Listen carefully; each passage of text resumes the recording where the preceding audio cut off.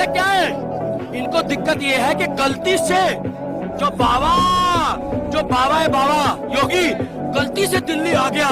तो सबसे पहले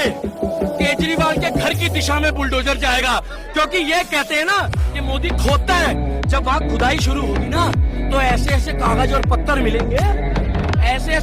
पत्थर मिलेंगे, उसका उदाहरण ये है कि आज दिल्ली का स्वास्थ्य मंत्री जो है